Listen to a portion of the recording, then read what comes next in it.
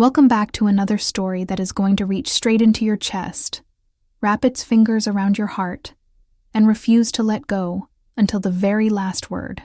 If you are new here, make sure you hit that subscribe button right now, because we tell stories here that you will not find anywhere else. Stories about love that defies time, about power that chooses the overlooked, and about the kind of devotion that moves mountains and wakes gods. Today's story is one of those. So get comfortable, because we are about to begin. There is a particular kind of loneliness that comes not from being alone, but from being surrounded by people who look through you as though you are made of glass. Lyra Ashwood knew that loneliness better than she knew her own heartbeat. She had grown up inside it, had learned to breathe within its walls, had eventually stopped waiting for it to end, and simply made peace with the fact that this was her life. She was an Omega in the Greymane pack, which already placed her at the bottom of every invisible hierarchy that governed their world. But even among Omegas, she occupied a category all her own, a category that had no name because no one bothered to give it one. She was simply Lyra, the girl who talked to ruins. The Ashenvale ruins sat at the far eastern edge of Greymane territory, half swallowed by the old forest, its stones blackened by age and weathered by centuries of seasons that came and went without anyone paying attention. Once, according to the oldest records in the pack archives, Ashenvale had been a sacred site, a place where the ancient wolves came to commune with the primordial forces that governed their kind. There had been altars there, and flame channels carved directly into the stone, and rituals performed under specific moon cycles that were said to keep certain doors between worlds properly sealed. But that was a very long time ago, and the Greymane pack of the present day had little patience for old superstitions and ancient obligations. They were modern wolves, sophisticated and powerful, with a territory that stretched for hundreds of miles, and an alpha who preferred political maneuvering to spiritual practice. The ruins were, in the collective opinion of the pack, nothing more than a pile of old rocks that happened to be technically within their borders. No one wanted to be assigned there, so they sent Lyra. She'd been 17 when Alpha Doran made the announcement at a pack gathering. His voice, carrying the particular brand of casual cruelty that powerful people sometimes mistake for practicality. Someone needed to maintain the eastern ruins, he had said, because the pack had obligations written into their founding charter that technically required a caretaker presence at the site. He had looked around the assembled wolves with the expression of a man doing calculations, and his gaze had landed on Lyra with the finality of a door closing. She was not useful for much else, he had said, without any particular malice, which somehow made it worse. At least malice would have meant she mattered enough to be hated.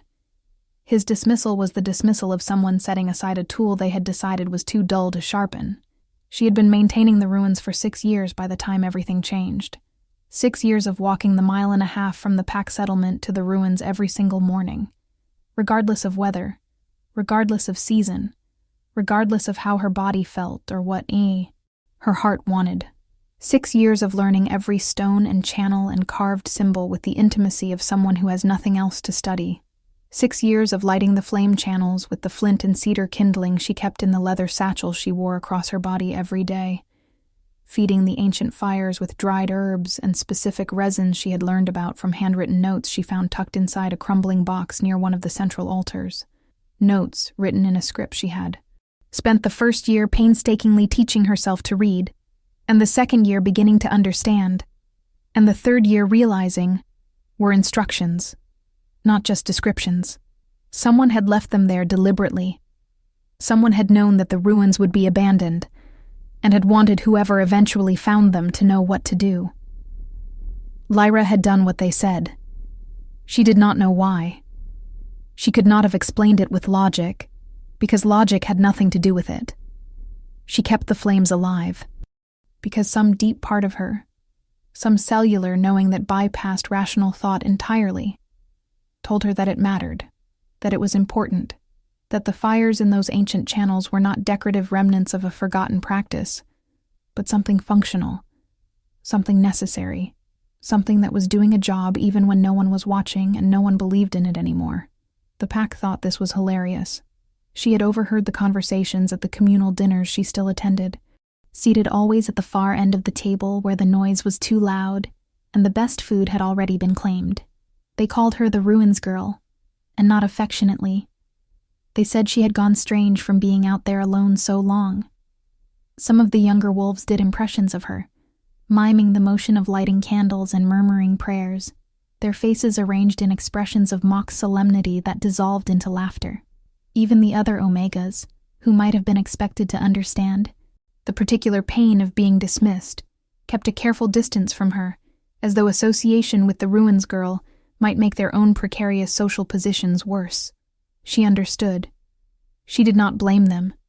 She had simply stopped expecting anything from any of them a long time ago. What she had not stopped expecting, though she could not have articulated this even to herself, was something from the ruins. It was not a rational expectation. It was more like a feeling that lived in her. Sternum. A low, persistent warmth that told her the ruins were not empty in the way that everyone insisted they were. She felt it most strongly when she was inside the main circle, tending the central flame channel, her hands moving through the familiar ritual motions described in those old notes. There was a presence there, not a ghost, not a spirit in any of the conventional senses she had read about, but something vast and patient, and very, very old, something that was waiting, on the night that everything changed. Lyra was 23 years old, and it was the first full moon of autumn, which the old notes referred to as the threshold moon, the one night in any given year when the channels between states of being were said to be thinnest. She had prepared for it for weeks, gathering the specific herbs listed for this occasion, grinding certain stones into powder, learning a sequence of words written in that old script that she had never attempted to speak aloud before, because they felt too significant to say carelessly. She had practiced them in whispers for 7 days, letting her tongue find the shapes of sounds that no one in the pack would have recognized, sounds that felt ancient in her mouth, that made something in her blood respond with a kind of recognition she could not explain. The night was cold and clear, the moon enormous and silver, throwing shadows so sharp they looked cut. Lyra arrived at the ruins 2 hours before midnight and began the preparation, sequence described in the notes, moving through each step with the focused calm of someone who has prepared so thoroughly that the preparation itself becomes a kind of meditation. She cleared each of the 7 flame channels, relayed the kindling in the pattern specified, positioned the powdered stone at the threshold points, and finally settled herself in the center of the main circle, cross-legged on the flat stone that the notes called the speaking stone, and closed her eyes. She spoke the Ao words. Her voice was quiet but steady, shaped around those ancient syllables with the care of someone who understood that meaning lives in intention as much as in sound. The night was perfectly still. The trees did not move. The usual sounds of the forest, the insects and small animals that provided a constant backdrop, fell silent with a completeness that should have been frightening, but felt instead like attention, like the world leaning in. The flames responded first. All 7 channels, ignited simultaneously with a soft sound like an exhaled breath, burning a color that Lyra had never seen them produce before, a deep blue edged with gold that threw her shadow in 7 directions at once. The powdered stone at the threshold points began to glow.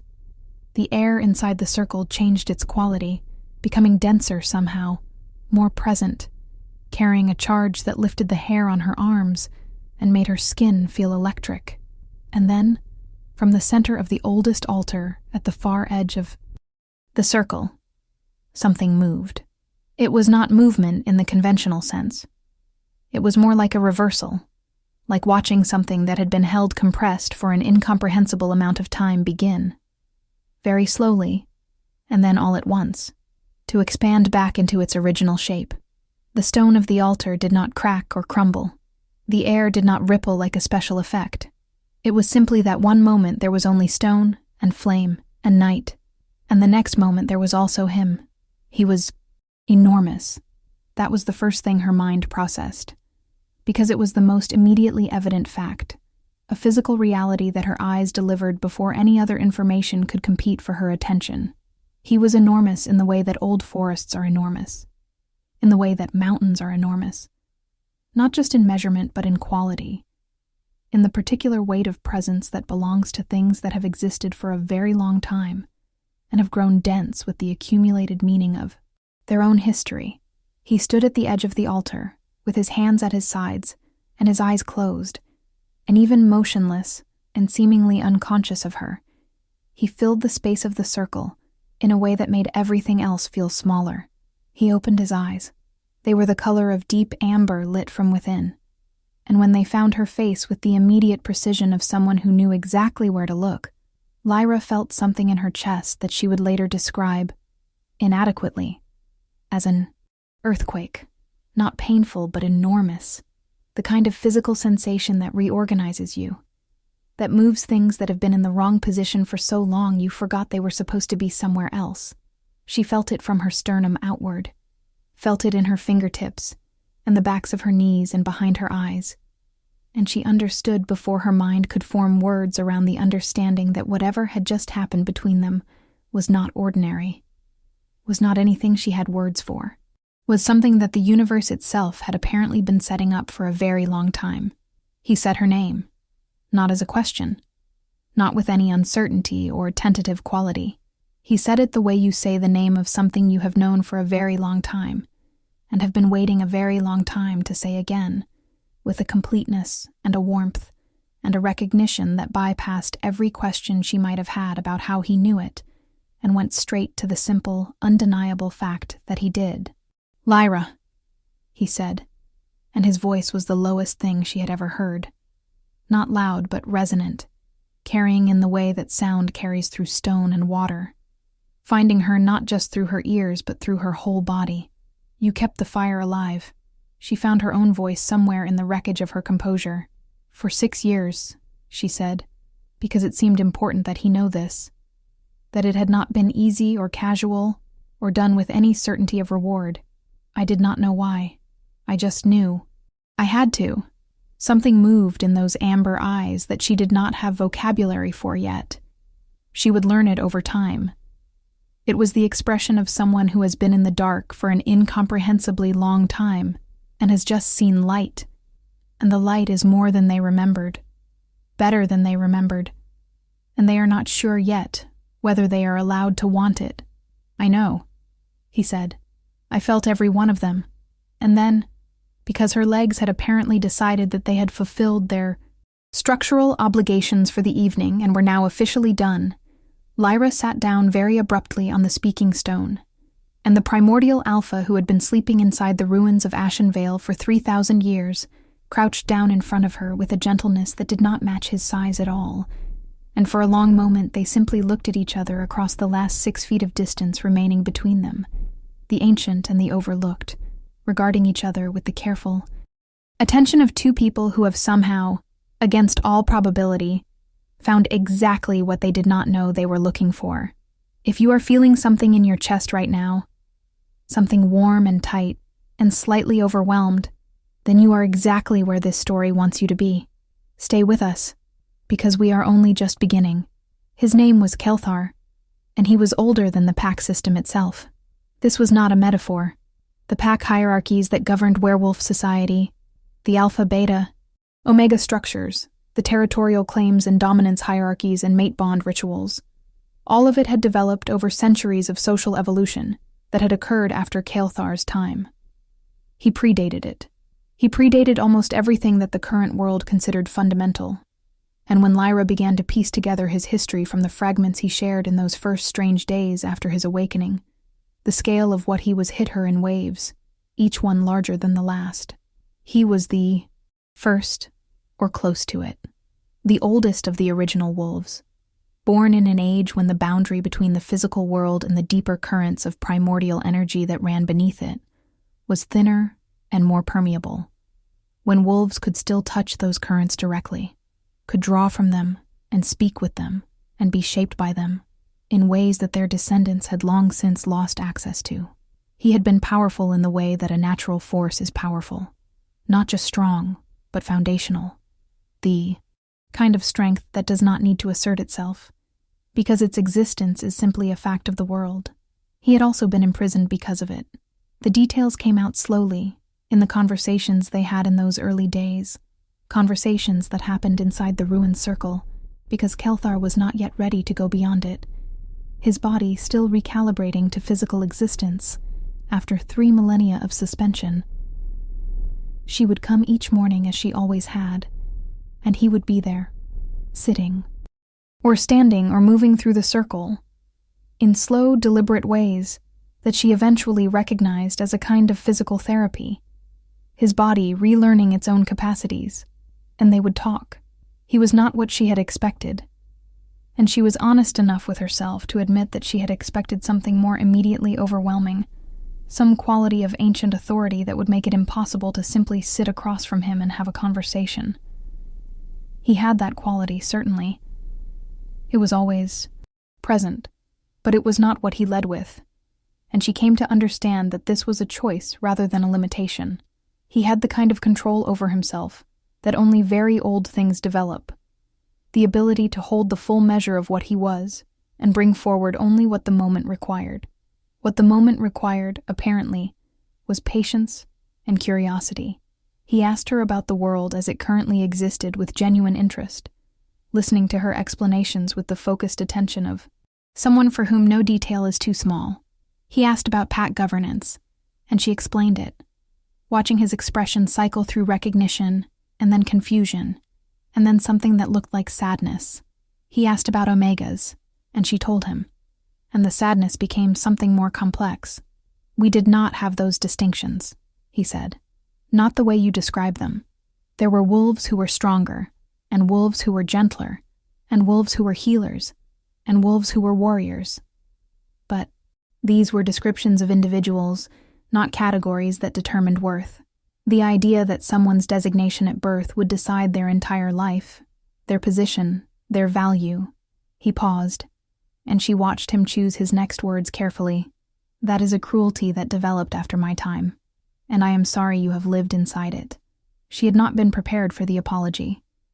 It was such a specific thing to say, such a thoughtful thing, such an acknowledgement of her specific experience rather than a generalized sentiment. She sat with it for a moment before she could respond. You did not create it, she said. No, he agreed. But my descendants did, which gives me some obligation toward dismantling it. He looked at her with those amber eyes that she was slowly learning to read. Starting, if you will allow it, with you. That was the first time she understood that whatever bond existed between them was not going to be the kind of thing she had read about in the old romance stories that circulated through the pack, the stories about mates finding each other and immediately falling into perfect harmony, desire, and devotion, arriving fully formed like a package delivered to the door. This was going to be something more gradual and more honest, more requiring of both of them. Kelthar was not going to claim her. He was going to ask for her. And that, she realized, sitting across from the oldest wolf in the world in the ruins she had tended for 6 years while everyone laughed at her, was the thing she had never once been offered in her entire life. Back at the pack settlement, no one knew yet what had happened at the ruins. Lyra had kept quiet about it instinctively, not yet ready to expose something so new and so significant to the particular quality of mockery and interference that pack politics inevitably generated. She continued her daily routine, walking to the ruins in the morning, spending her hours there, returning to the settlement in the evening. The difference was that now the ruins were not empty. She learned things about Kelthar in layers. His humor, which was dry and occasional but real, surfacing in unexpected moments with a timing that told her he had once been the kind of person who made others laugh. His grief, which was vast and carefully contained. The grief of someone who had lost everyone he knew and everything that was familiar, and had had 3,000 years of dark stillness in which to sit with that loss. His gentleness, which was the thing that surprised her most consistently, not the delicacy of someone who had never needed to be otherwise, but the deliberate choice of someone with the capacity for enormous force who had decided, on the basis of values rather than ability, that gentleness was the appropriate response to most situations. And she learned what had happened to him. The ones who had imprisoned him were called the Conclave of 7 in the old records. 7 pack leaders from an era long before the current pack system who had come together in a coalition of fear. Kael'thar had not been a tyrant, had not sought power over others in any aggressive sense, but his very existence had been a challenge to the hierarchies that the Conclave wanted to establish. A wolf that powerful, that independent, that impossible to control or compel through the usual mechanisms of pack authority, was simply incompatible with the kind of ordered dominant structure they were trying to build. So they had moved to neutralize him the only way they could, not killing him, because even then, that was beyond what they were capable of. But binding him. The binding had required a betrayal.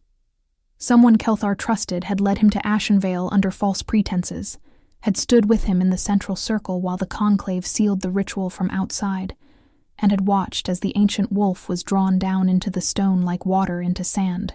The traitor's name was in the records. The Conclave's names were in the records. And what was also in the records, buried in the oldest section that no one in the modern pack had apparently bothered to read, was the condition of release. One person, acting alone, motivated by nothing but genuine devotion, keeping the sacred fires alive through full cycle after full cycle until the threshold moon arrived. Not for reward, not out of obligation, out of something the record simply called true heart, a quality that could apparently not be faked or performed, that the fires themselves could distinguish from the real thing. When Lyra finished reading that section of the records to Kael'thar, he was quiet for a long moment. "You did not know," he said. It was not quite a question. "I did not know," she confirmed. "I just felt that it mattered."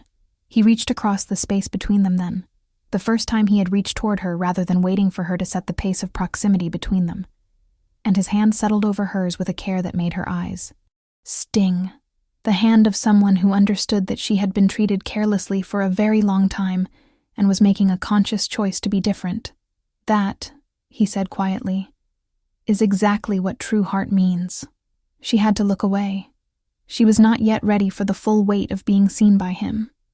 It was too much and too good, and she was 23 years old and had spent most of her life invisible, and being looked at with that quality of attention by those particular eyes was something she needed to build up to in stages, like walking toward a very bright light, but she was walking toward it. That was the thing. She was not retreating. Now, if you are watching this, and you have ever felt invisible in a place where you should have belonged, if you have ever done something important that no one noticed, if you have ever kept a flame alive simply because something inside you said it mattered, leave a comment below and tell me your story, because Lyra's story is the story of everyone who was ever told they were not enough, and I want to hear yours. And while you are at it, if you are not subscribed yet, please subscribe now. We are going to need each other for the rest of this. The discovery of what Lyra had done, and what now existed at the Ashenvale ruins, came about in the way that secrets within communities always come about eventually, not through her own disclosure, but through accident and attention, and the particular way that significant things have of making themselves known, regardless of any individual's intention to keep them quiet. It was Marcus who saw them first. Marcus was a beta in his mid-30s, a hunter of some skill and no particular virtues, who had developed the habit over years of cutting through the edge of the eastern ruins on his way back from longer patrol routes because the old stone walls broke the wind and made the walk more comfortable. He had done this dozens of times without incident, as there had previously been nothing at the ruins worth noticing except Lyra doing her strange little rituals. But on the morning that he cut through, 3 weeks after Kael'thar's awakening, he came around the corner of the outer wall and found himself facing a wolf who made every instinct he possessed go immediately and completely still. He ran back to the settlement and went directly to Alpha Doran, and what he reported, in the slightly hysterical tones of someone whose entire internal hierarchy of threat has just been revised, was that there was a man at the eastern ruins who was the most dominant presence he had ever encountered in his life, who made Doran himself feel like a footnote by comparison, and who was apparently there with Lyra. Doran's response to this information was immediate and revealing. His first question was not about who this person was or how he had come to be there.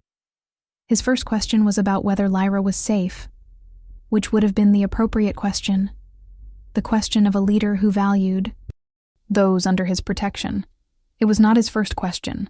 His first question was about whether the man at the ruins could be approached, and whether he might be persuaded to ally with the Greymane pack. This told Lyra, when Doran appeared at the ruins the following morning with a small retinue of the pack's senior wolves, everything she needed to know about what was coming.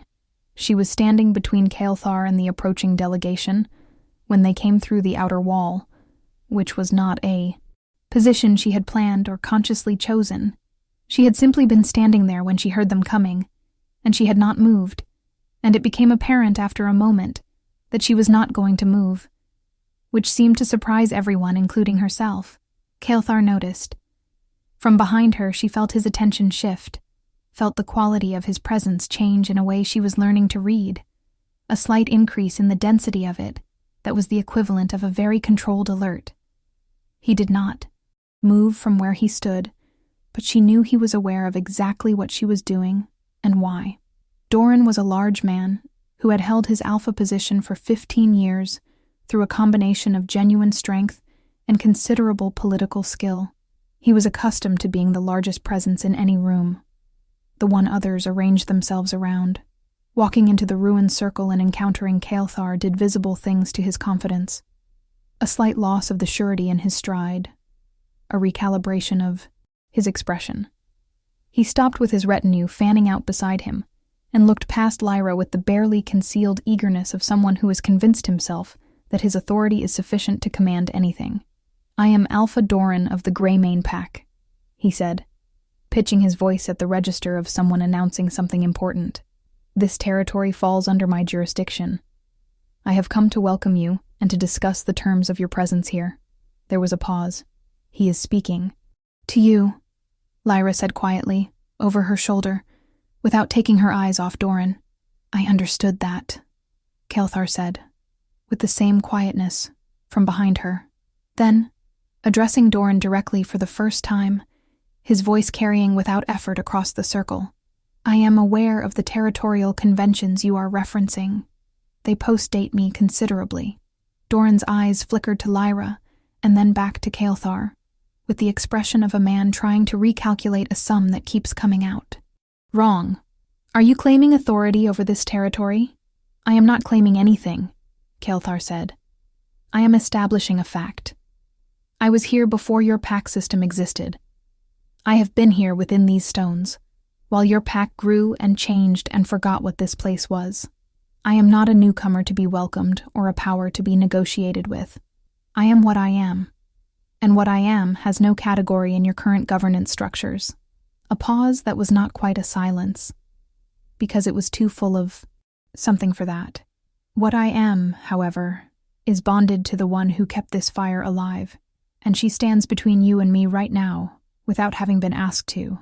I would consider that carefully before continuing this conversation." Doran looked at Lyra. The look was complex. She had, for the first time in her life, become inconvenient to him, and she could see him trying to reconcile this new inconvenience with the 16 years of dismissal that had preceded it. The mathematics were not resolving cleanly. "Lyra," he said, and his voice had shifted into a register she recognized as the one he used when he was managing people. "Come stand with your pack." She felt the pull of old habits, old conditioning, the years of compliance and invisibility and knowing her place. She felt it like gravity, directional and insistent, and then she felt from behind her, not a push or a command or any kind of exertion of will, simply Kael'thar's presence, steady and warm and entirely without demand, simply there, simply reminding her by its existence that she had another option. "No," she said. It was the smallest word. It came out of her with a steadiness that she did not entirely feel, but was choosing to project, because she had learned from tending flames that sometimes you hold the shape of a thing until the thing becomes real. "I am standing where I am standing because I choose to. That is my answer." The silence that followed was the kind that rewrites things. She could feel it happening, could feel the calculus of power in the circle shifting, redistributing itself around the new information that Lyra Ashwood had said no to the Pack Alpha and was still standing. They left eventually, Doran and his retinue, with a visible reluctance that was doing nothing for any of their dignities. Doran said there would be further discussions. Kael'thar said he was certain there would be. The two men looked at each other across the circle for a moment that had the compressed quality of two different geological eras briefly making eye contact, and then the pack wolves turned and walked back the way they had come. Lyra stood where she was until their footsteps faded. Then she sat down on the nearest stone because her legs had staged another protest, and she pressed her hands flat against the cool surface and tried to regulate her breathing. Kael'thar came and sat beside her. Not in front of her, not across from her, but beside her, his very large presence arranged. Itself next to her smaller one with the careful attention to angle and distance that she had come to understand, was his way of being close without being overwhelming. After a moment he said, "You did not have to do that." "I know," she said. "Are you all right?" She thought about this, honestly. "I will be," she said. "I have just spent a great deal of time not doing things like that. And the body needs a moment to adjust." She felt rather than heard him exhale. And there was something in the quality of that exhale that she was learning to recognize as the sound of him being moved by something, and choosing not to overwhelm her with the full extent of it. He was good at that, at holding the scale of what he felt to a size she could receive. She was learning to understand that this restraint was not distance. It was care. It was him continuously choosing to match his enormous self to her pace, because he understood that she had never been approached with care before, and needed time to trust it. She turned her head and looked at his profile in the morning light.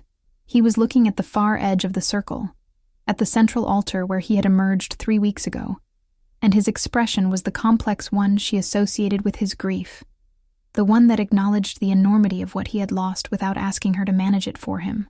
"Tell me about the world you remember," she said. "Not the history, not the political structures. The world, what it smelled like, what things felt like." He turned to look at her then, with an expression she had not seen from him before. Something open and a little raw, as though she had found a door he had not expected her to find. And he told her. He talked for hours. He described forests that no longer existed, old growth so dense that the canopy blocked out the sky, and the floor was permanently in a twilight that grew its own strange, luminous fungi. He described rivers that had since been dammed or diverted, and what it felt like to run alongside them in wolf form, the particular feeling of the ground, soft and giving, under paws, the sound the water made when you entered it fast. He described communal gatherings of wolves that had nothing to do with hierarchy or dominance, groups of beings who came together for the pleasure of being together, who told stories and shared food and disagreed passionately about philosophy, and fell in love and fell out of love and experimented and wondered and built things and tore them down. And built different things. He described what it felt like to touch the primordial current directly, the deep energy that ran beneath everything. And she listened to this part with particular attention, because it mapped, imperfectly but recognizably, onto something she had felt sometimes in the ruins, some sense of something large and alive and patient running underneath the stone. She told him things too, in the spaces he left for her. She told him about the pack, about her designation and what it meant and what it had meant for her life, about the specific texture of being the person everyone looked through. She told him about the notes she had found and how she had taught herself to read them, about the years of tending the flames without knowing why, about the threshold moon and the 7 simultaneous ignitions and the moment he had appeared, and she did not romanticize any of it, told it plainly and factually, because that was her instinct with important things. And he listened, with the same focused attention he brought to everything, not inserting himself into the story but genuinely receiving it. At the end of it he said, "You are extraordinary, Lyra Ashwood." She felt the familiar impulse to deflect this, to say something modest and self-diminishing, the habitual response of someone who has been told the opposite her entire life. She caught the impulse. She examined it. She set it aside. "I did what felt right," she said. "For 6 years I did what felt right with no reason to believe it would ever matter. And it mattered more than anything else in 3,000 years. He said simply, "Those two things are not in conflict." She thought about this for a long time after she walked home that evening. Through the autumn forest with the light going golden and the leaves releasing from the branches in slow, spiraling falls. She thought about the difference between modesty and self-erasure, between humility and the particular habit of making yourself smaller, that develops when the world consistently tells you that you are. She thought about how Caelthar, who was the oldest and most powerful wolf in existence, spoke about her 6 years of lonely devotion, with more reverence than anyone in her pack had ever spoken about anything she had done. She thought about what it meant to be seen clearly by someone who had the full context of what seeing clearly required. She thought about all of it, and she walked home, and she made a decision that she did not yet know how to name, but could feel in her body like a shift in direction, a turning of the face toward something. Please, if you are watching this and something in this story is resonating with you, take a moment right now to like this video. It means more than you know, and it helps us reach more people who need to hear exactly this kind of story. We keep making these because of you. Now let us keep going. The pack's response to the situation at the ruins was, in its way, a perfect encapsulation of everything Lyra had always known about how power worked in the Greymane structure.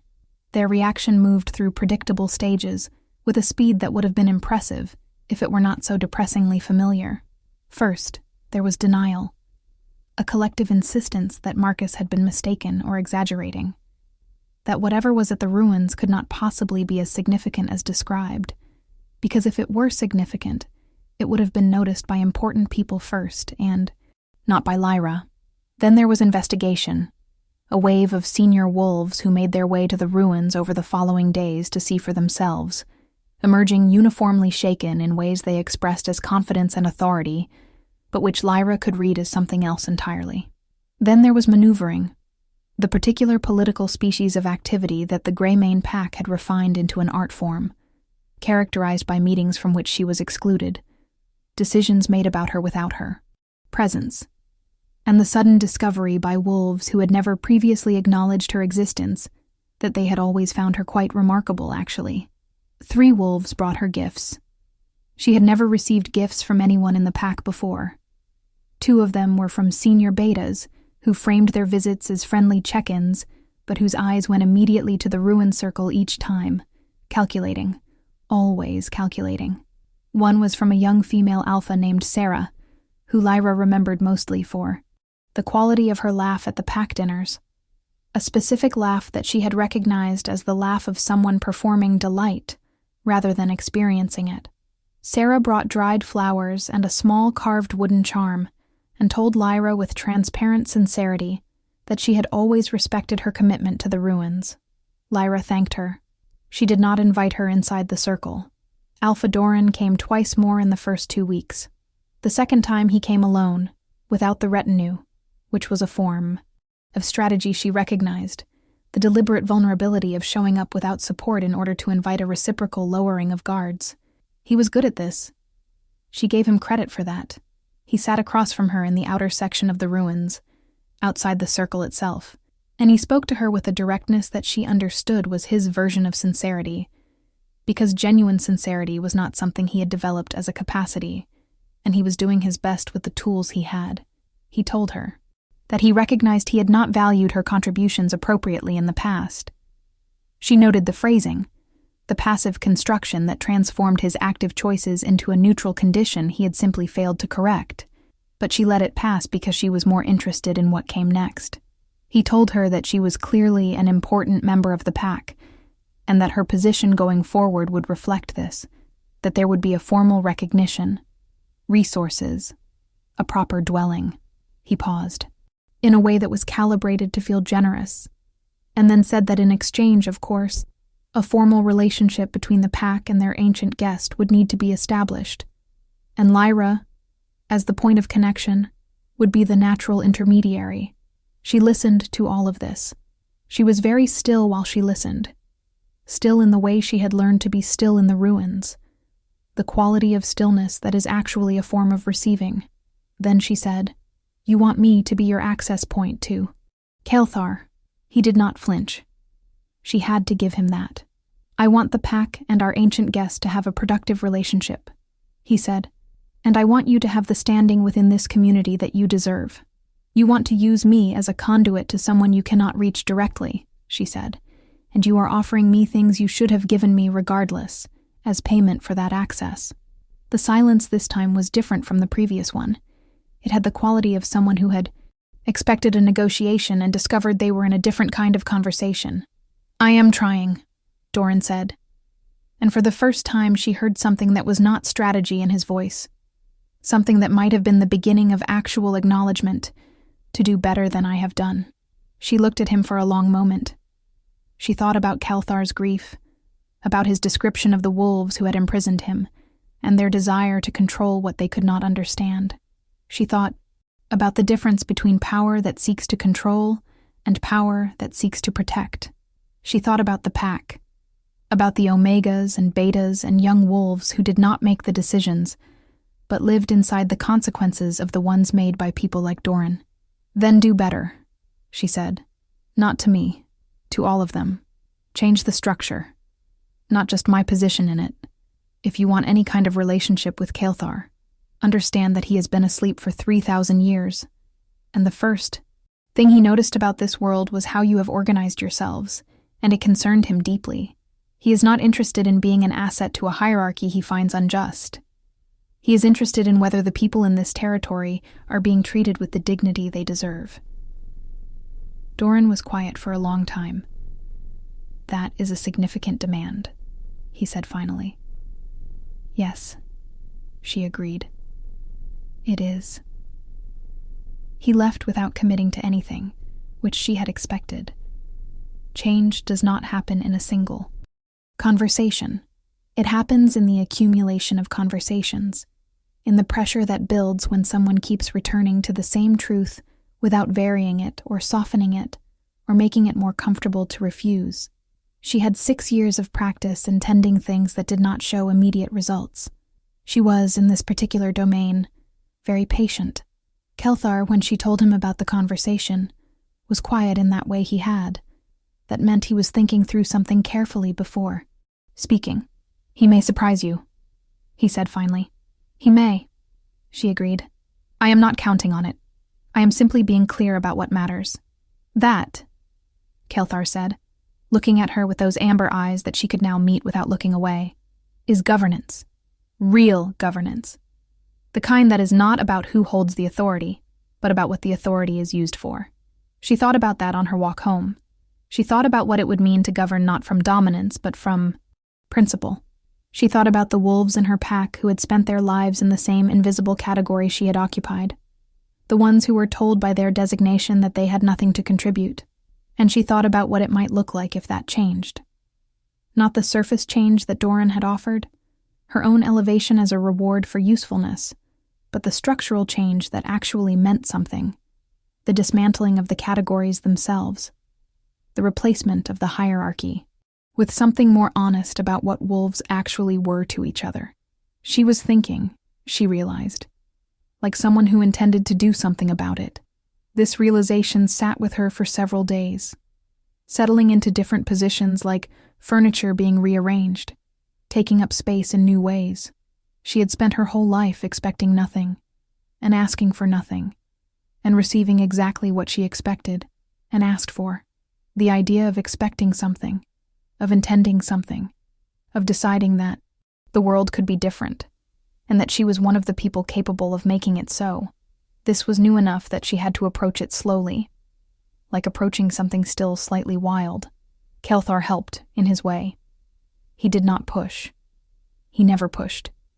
But in their daily conversations he spoke to her consistently as though her thoughts and conclusions were worth hearing, as though her observations about pack society were intelligent and relevant and worth building on, as though the things she had noticed during 6 years of watching from the margins were actually a form of expertise, which she slowly came to understand they were. She had been trained by necessity to see clearly, because she had no stake in the convenient fictions that people with power tell themselves about the justice of their arrangements. She had seen the Greymane pack whole and unflatteringly from the position of someone with nothing to protect by looking away, That was not nothing. That was, in fact, exactly the kind of perception that good governance required. The first concrete thing happened 6 weeks after Kael'thar's awakening, and it came from an unexpected direction. One of the Pax Omegas, a young woman named Dessa, who could not have been more than 19, appeared at the ruins one morning before Lyra had even finished the lighting sequence for the day's first flame channel. She was breathing fast, and her eyes were red, and she stood at the outer wall with the expression of someone who has made a decision they are not sure they had the right to make. "I heard what you said to Alpha Doran," she said, without preamble. "About changing the structure. About it not being enough to just raise your position." Lyra set down her flint and waited. "There are others," Dessa said, "who want what you said, who have wanted it for a long time. We just did not know anyone was willing to say it to his face."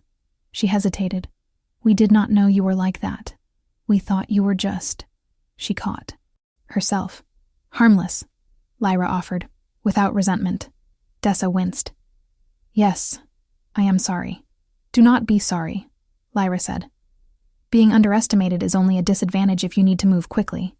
If you are playing a long game, it is practically a resource." She paused. "How many others?" There were 11 of them at first.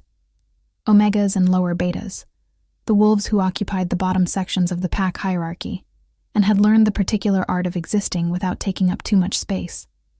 They came to the ruins individually and in small groups over the following weeks, drawn by the word that spread through the invisible communication network that existed in every community among the people whose conversations the powerful do not bother to monitor.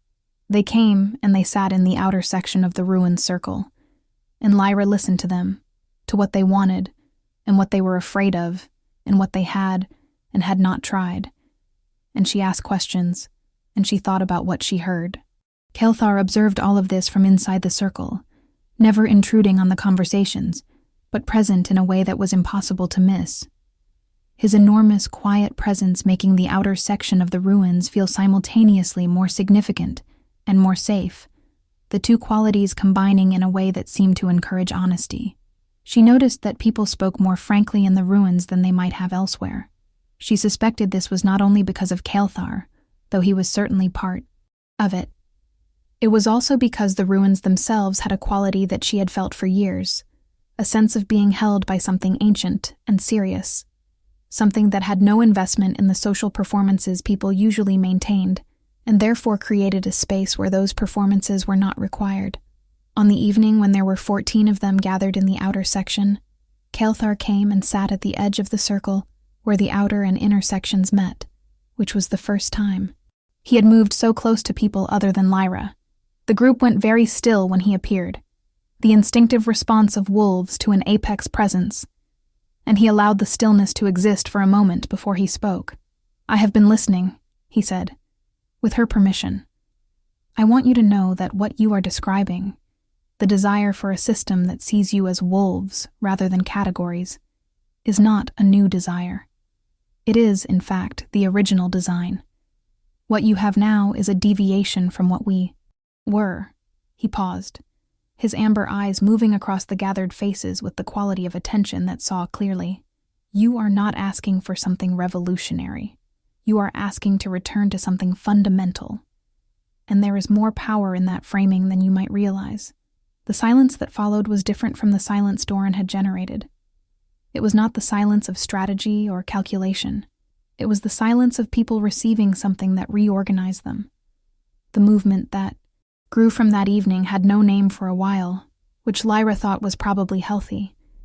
Named things became targets and developed political egos before they were ready, and this was still too new and too important to be exposed to that particular set of problems. It was simply people, talking and planning and deciding together what they wanted, and what they were willing to do to get it. It was Lyra moderating, and Kael'thar occasionally contributing, and Dessa turning out to have a political mind, of extraordinary clarity, and a gift for identifying leverage that Lyra had not predicted and admired without reservation. It was also, and this was the thing that surprised her most, it was Alpha Doran who surprised her. He came to the ruins on a morning 3 months after Kael'thar's awakening, without his retinue, and without his authority posture, and sat down in the outer section alone, and said to Lyra, "Tell me what you need from me." She looked at him for a long time. "Why?" she asked. He was quiet for a moment. "Because Marcus came home from that first morning shaking," he said. "Because I have sent 7 of my best wolves to have conversations with your guest, and every one of them came back changed in some way I do not have vocabulary for. Because I have been an alpha for 15 years and I thought I understood what power was. And something about what is happening here is telling me that I was wrong." He looked at his hands, which was a gesture she had not seen from him before. The gesture of someone looking for something in their own familiar tools and not finding it. "Because I have a daughter," he said. "She is 11. She is an Omega. And I have been telling myself that the pack system is fair to her, because I did not want to look at it clearly." He raised his eyes. "I am trying to look at it clearly now. This was not a miraculous transformation. It was not the kind of change that erases history. He was still the man who had sent her to the ruins 6 years ago, with a dismissiveness that had shaped her entire adult life. And she held that truth quietly without weaponizing it or releasing it, because both options seemed like wrong answers to the actual question. "You could start," she said, "by reforming the designation system. Not eliminating it entirely. Designations are part of who we are biologically, but eliminating the hierarchy attached to it. Omegas and betas and alphas, with equal legal standing. Equal access to resources and roles in council. Participation. Not earned through performance, but held by right." He exhaled like someone setting down something heavy. "The senior council will resist it." "Yes," she said. "They will. That is what resistance is for." And something that might, from a very generous angle, have been called a smile crossed his face. "Before we go further, I want to ask you something. Have you ever watched someone you thought had power realize that they had confused authority for wisdom? There is something both difficult and hopeful about that moment. The moment a person realizes their map of the world was wrong and decides to make a better one instead of defending the old one. If you have seen that, if you have been on either side of it, tell me in the comments. I read every single one. And please, if this story is speaking to you, share it with someone who needs it. You never know whose ruins you might be helping to light. In the months that followed, the ruins became something that had no precedent.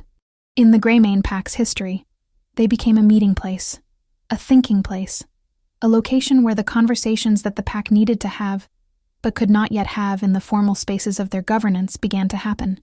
People came, not just the Omegas and lower betas who had come first, but wolves from across the hierarchy, drawn by the word that traveled the way important things always travel, through trust networks and quiet recommendations, and the accumulated evidence of others who had come and found something they had not expected.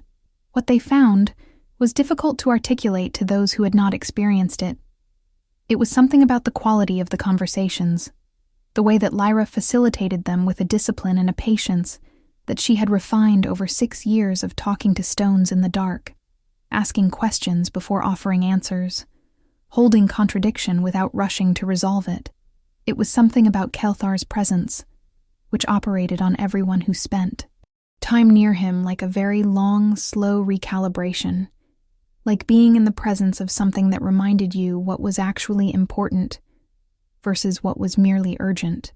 And it was something about the ruins themselves, which seemed to respond to use, the flames burning differently, and the carved symbols revealing new details to those who looked carefully, as though the site had been waiting for exactly this kind of activity. Kelthar's reintegration into the physical world continued in parallel.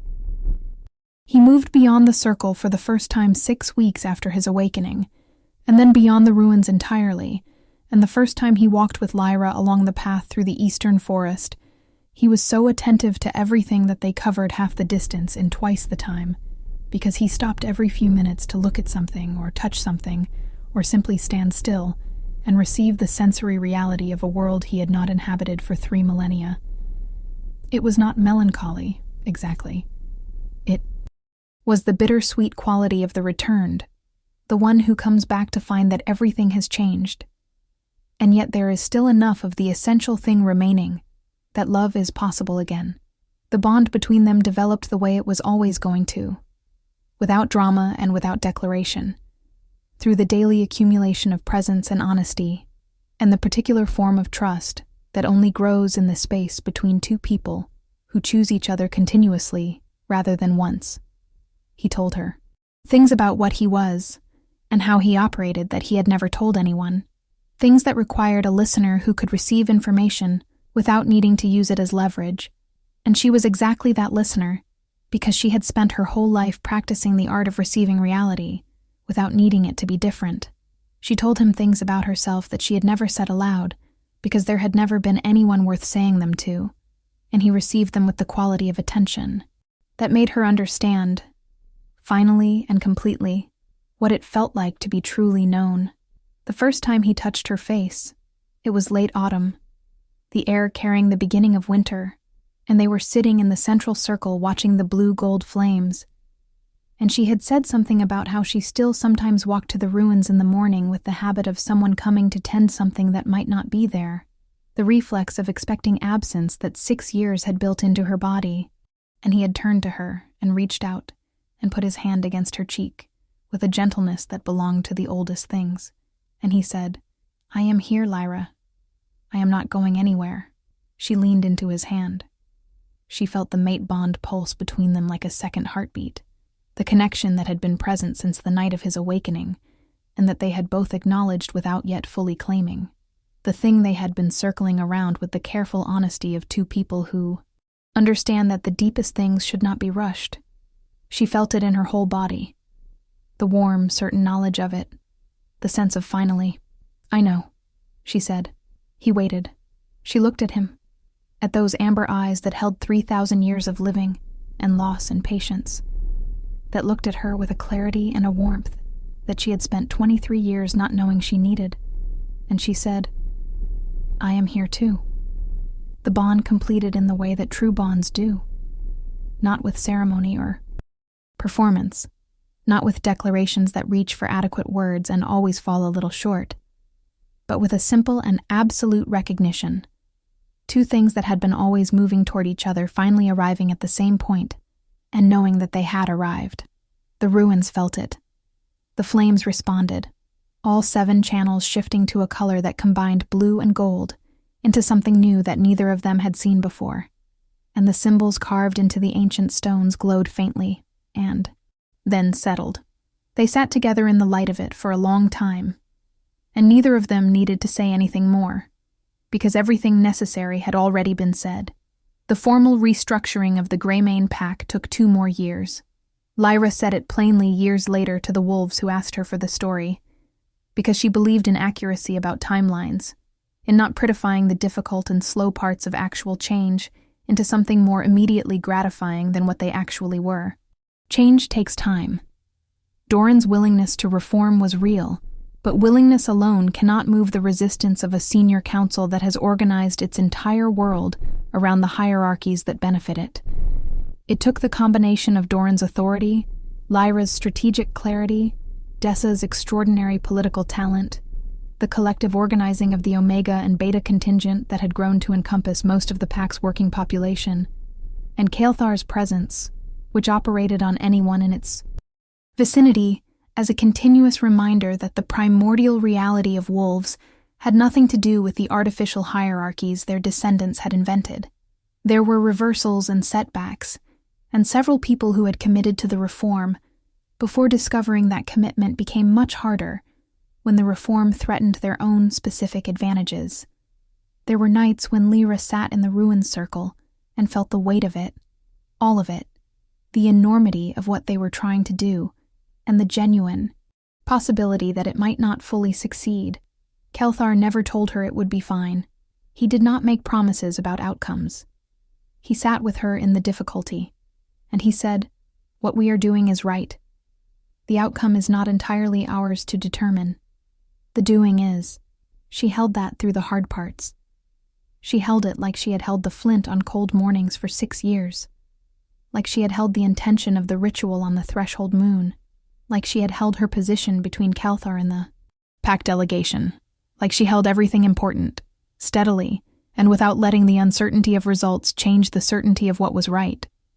The reformed governance structure that the Greymane Pack eventually ratified represented the most significant change in werewolf pack law in recorded history. It eliminated designation-based hierarchy entirely in matters of governance, legal standing, and resource distribution. It established a council of 12, drawn by community consensus from across designations, with term limits and mandatory representation requirements. It created formal protections against discrimination by designation in housing, education, and role assignment. It was imperfect, as all human and wolf-made documents are imperfect, shaped by compromise and the limits of what the community was ready to accept in a single document. But it was real. It had legal force. It changed the actual conditions of actual lives. On the morning after the ratification, Lyra walked to the ruins as she had always walked, through the forest that was now deep winter, her breath visible in the cold air, her footsteps familiar on the path she had made with 6 years of walking it. She lit the first flame channel, and then the second, and then the rest, moving through the sequence that lived in her hands as naturally as her own heartbeat. And when all 7 burned, she stood in the center of the circle in the blue-gold light and felt, for the first time in her life, that everything was exactly where it was supposed to be. Kael'thar came and stood beside her. "The documents are signed," she said. "Yes," he said. "It is not enough," she said, "meaning it is not finished. There is more to do. The document is a beginning and not an end." "No," he agreed. "It is not. But it is something that did not exist yesterday. That is how everything that matters begins." She looked at him in the flame light, at the face she had learned over 2 years to read with the fluency of someone who has given their full attention to a single language. And she thought about the girl who had walked to these ruins for the first time at 17, with a leather satchel and a handwritten assignment from an alpha who thought she was useless.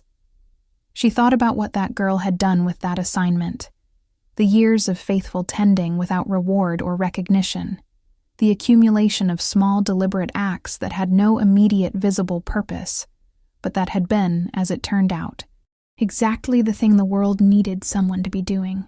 She thought about what it means to be overlooked, and she thought about what it means to be seen, and she thought about the 6 feet of space that Kael'thar had crossed on the night of his awakening to crouch in front of her with those amber eyes, and that voice that said her name like a word he had been waiting 3,000 years to say.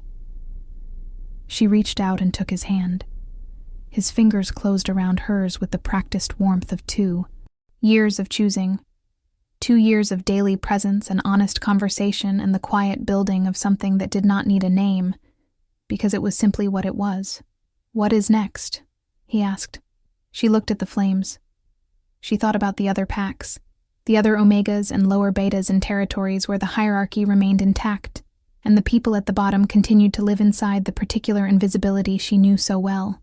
She thought about the old records in the ruins archive, the ones she had not fully decoded yet, the ones that spoke of a network of sacred sites like Ashenvale scattered across the whole of the wolf territories, each one with its own flame channels, and its own speaking stone, and its own carefully preserved instructions for a threshold moon ritual.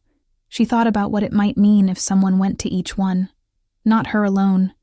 She was clear-eyed about scale and capacity, but with help, with the coalition they had built here, with the organizing capacity that Dessa had developed, and the model of governance reform they had actually achieved and could now point to as evidence that it was possible.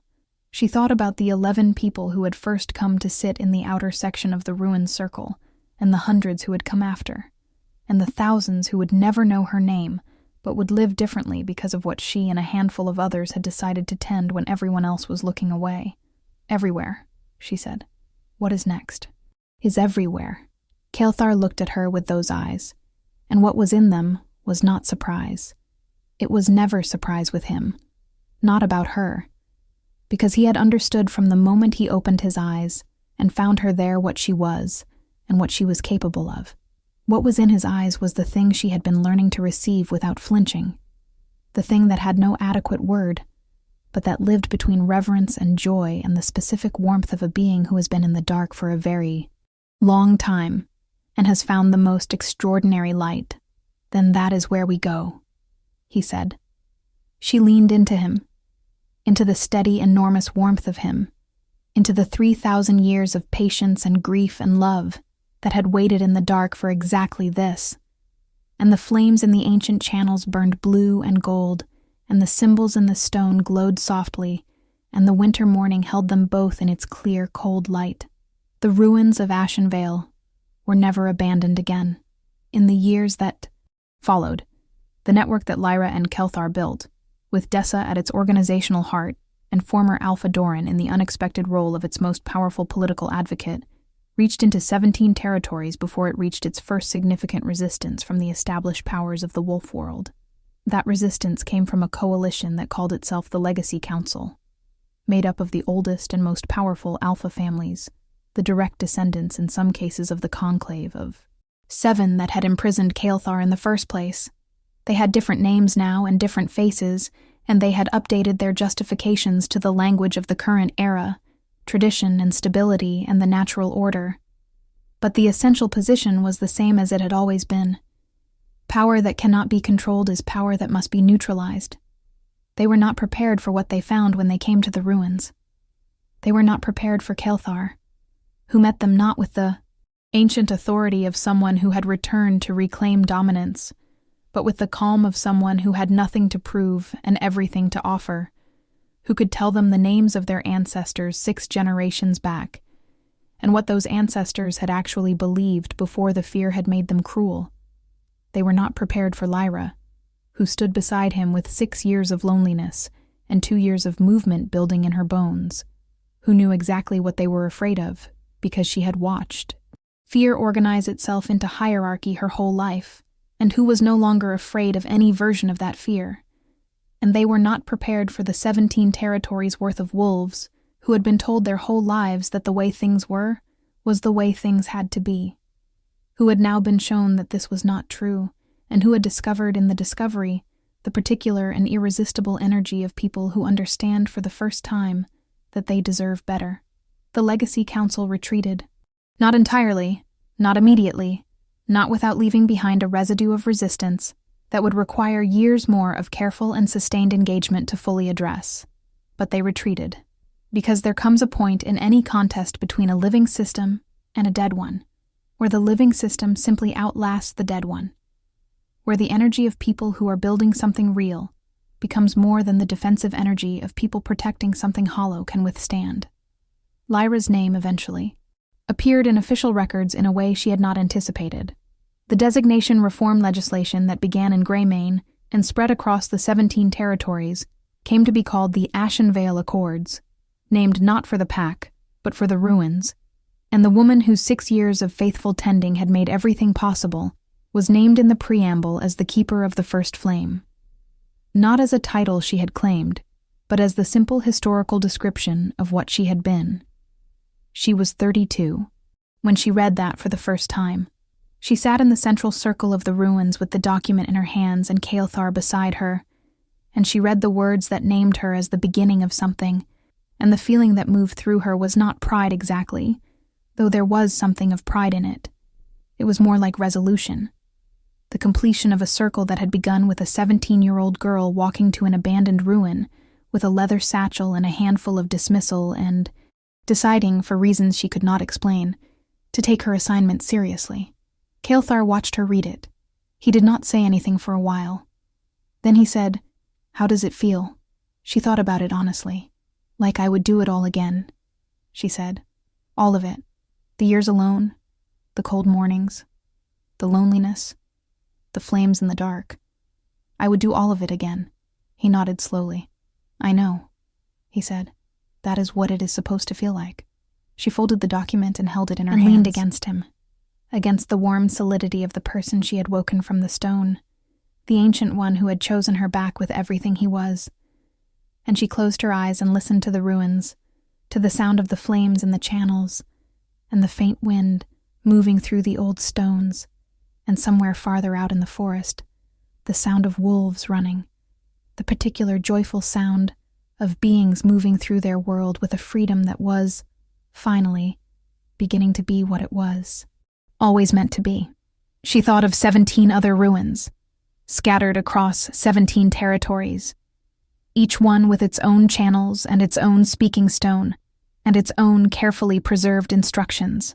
She thought of the flames that were already burning in some of them, lit by people she had trained and trusted and sent out with leather satchels of their own.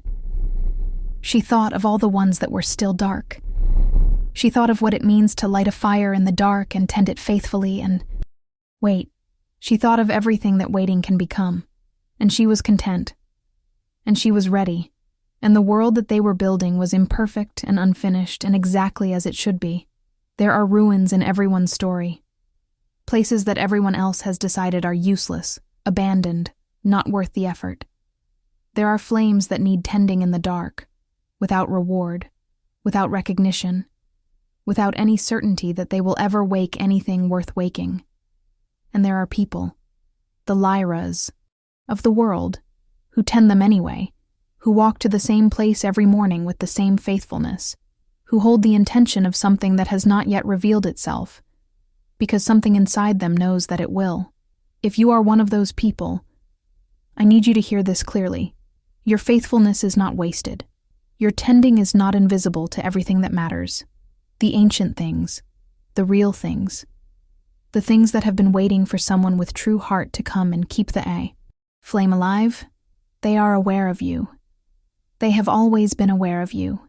And one day, on a threshold night that you have prepared for without knowing it, the fire will respond in ways you never imagined.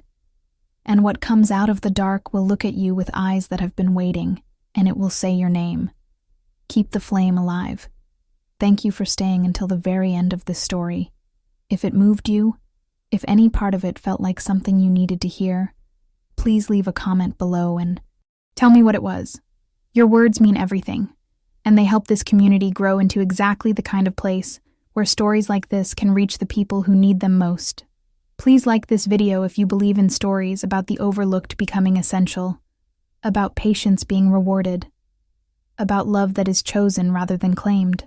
And if you are not yet subscribed, please subscribe now and hit the notification bell so you never miss a story. We have so many more to tell. We will see you in the next one.